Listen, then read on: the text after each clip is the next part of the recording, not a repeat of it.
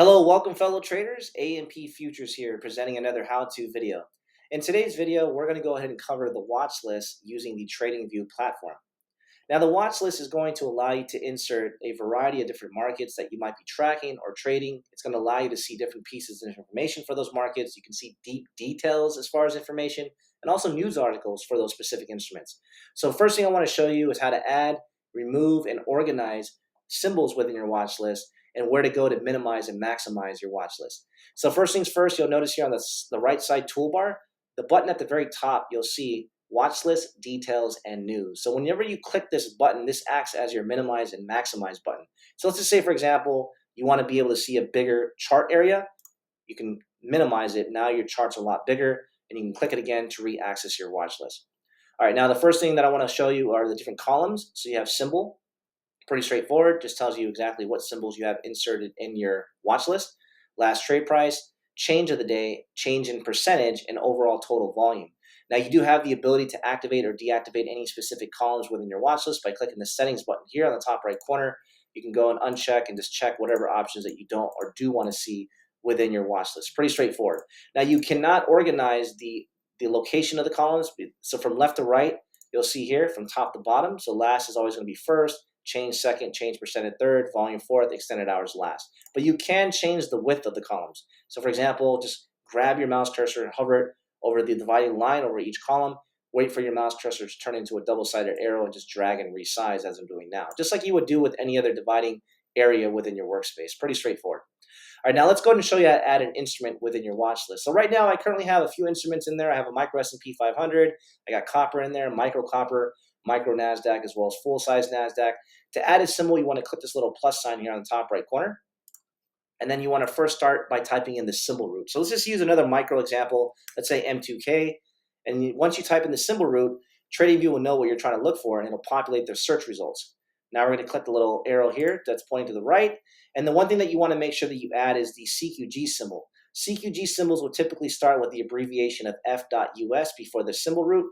The TradingView symbols will typically end with a numerical 1 and an exclamation mark, as you can see here. So we're going to add this one here. Make sure we add the appropriate contract month and year. Right now, the front contract is September of 2024. Click the plus sign here on the far right. Once you add it, how you know it's added, you can see there's an X there. And you'll see like a little crosshair as well. So now, by default, whenever you add a symbol for the first time in your watch list, it'll be stored at the bottom of the list, as you can see here.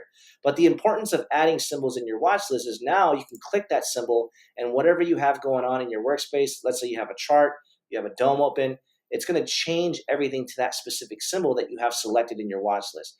That's why it's important that I always recommend when you first log into TradingView for the very first time, the first thing you probably want to do is add all the different instruments that you know you're going to be tracking and trading into your watch list so you can easily access them on a chart and a DOM just by simply clicking that instrument as I'm doing now within the watch list. All right, so that's how you add symbols. To organize or relocate the location of the symbol, it's just a left click and drag. So I'm dragging it up, release it. Now it's at the top of the list, drag it, bring it down. Now it's at the bottom of the list. To remove the symbol, you want to hover your mouse cursor over the symbol itself. Go to the far right, you'll see a little X, and now the symbol has been removed. So quick recap, to add a symbol, we're going to click the add symbol button here. We're going to type in the symbol root, so M2K. We're going to click the little arrow pointing to the right. We want to make sure we add the CQG symbol, which starts with F.US. Click the plus sign. Now the symbol's been added. To remove it, it's the X. To relocate, just left click, drag and drop to any area within your watch list and release. A couple other things I want to point out as well. You have this particular view here, which is called Advanced View. Now, I'm not going to demonstrate it because what it's going to do is replace my tab, and that's going to stop the recording. But essentially what it does is the watch list that you see right now is kind of more of a condensed view. And of course, it wouldn't be practical to resize it to a huge area like this because you want to be able to see your chart at the same time. So normally, in most cases, I've seen users have it this way. But let's say you want to be able to see the watch list as a full screen. So that's really what the advanced view is going to do. When you click it, it's going to open up your watch list in a separate tab in your internet browser, and it's going to be a full screen. But again, I can't demonstrate it because it's going to actually replace the existing tab that I have that I'm using to record, and it's going to cut off the recording. But that's pretty much what the advanced view is going to do. All right, now going down to this section here, this is what we call the details section. This is pretty cool. One of the biggest strengths that I really like about TradingView, and I've always mentioned this in all the ideas that we've done in the past, is TradingView has done an excellent job in integrating a social media platform into their trading platform. So what I mean by that is typically, if you want to interact, you can use different social media platforms like X, Facebook, and all the other different social media platforms that exist. But TradingView has made it where they have integrated the social media aspect of social media in general right into their platform. So what I mean by that is, for example, let's go over some of the components and I'll demonstrate in just a few seconds. So the details section is basically going to show you the abbreviation of the symbol. Let's actually switch to a different symbol. Let's just use, for example, like the micro copper contract. Micro copper is a new instrument, I believe, that rolled out maybe 4 to 5 months ago on the Chicago Mercantile Exchange. Well, COMEX is the exchange, but CME pretty much owns all the exchanges. But COMEX is the exchange for any metals contracts, so copper, micro copper, gold, silver, etc. But you'll see micro copper as an available instrument that you can now trade on the COMEX exchange. So you can see here, COMEX is listed as the exchange. And if you click this, if you notice, if you hover your mouse cursor over here, it's a little hyperlink. So if I click it, what that basically does is open up the details section for the micro copper futures contract as a full screen.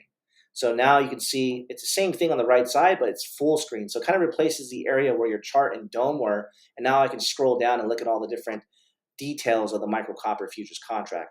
Now, since this is the default way, let's go back to how it normally looks when you use TradingView. But that's what that does when you click that hyperlink. It essentially just brings it into a full screen mode, and you can see the same exact elements of the TradingView watch list here, but just full screen here. All right, so now you can see the last trade price. You can see whether the market's open or closed. You can see the overall change in percentage. And here's right here, right below it, this is where you're going to see a news link. So this is pretty cool as well. You'll see that if I click it, this will show the latest news article that was released for the topic of anything that's copper related. It doesn't necessarily have to be micro copper. It could be full size copper. But if you click it, this will then open up a different display and show you all the different news articles that are related to copper. So this is pretty cool. And you can see how it's pretty active, 13 hours ago, 18 hours ago. And you can also see what source released the news article. So Reuters, Trading Economics, a lot of them are different avenues of news feeds that you can see that are integrated right into the TradingView platform.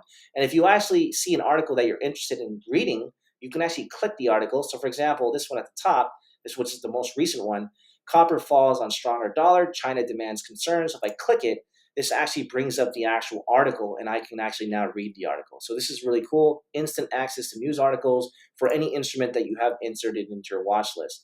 Of course, to get back to your main view, you want to click the little arrow pointing to the left.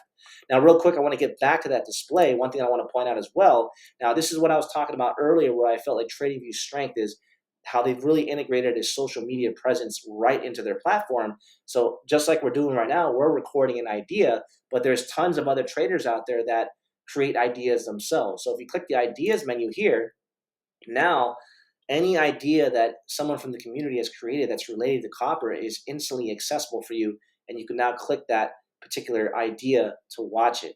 So this really cool option, you can go down and scroll and see all the different ideas that are available from the community, and it's going to be directly related to anything that's copper related. In fact, there was an idea that we created on June 13th for how to display volume. We were comparing, volume between the full-size copper versus micro copper. And I think I mentioned earlier that micro copper, I've been tracking the volume over 3 to 4 months. The last 3 to 4 months, it seems like volume is starting to pick up on micro copper as we start moving forward. And month over month, within the last 4 months, I've seen volume increase month over month.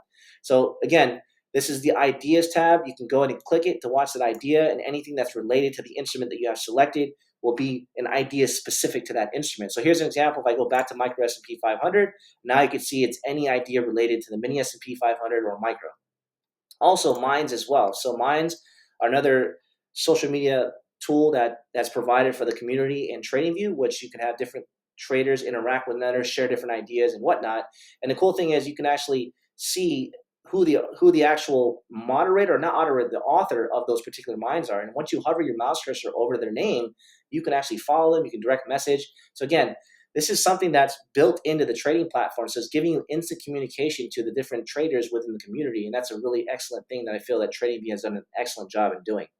All right, not to get off topic, I don't want to spend too much time on this. Let's get back to the details section. So again, you're going to see different pieces of information. You have the news article. And then once you get the news article, again, it's going to give you access to the different ideas, different minds specific to that instrument. Then you have some different charts, some basic charts that you're going to be able to see for the instrument as well. You have contract highlights, so you can see total volume, open interest, contract size. Let's go back to micro copper since that's more of a new instrument that was recently rolled out by the exchanges. And again, you see here, total volume, just over 3,000, open interest, contract size. You can also see performance as far as performance within the last week, last month, quarterly, 6 months, year to date, and also the last year.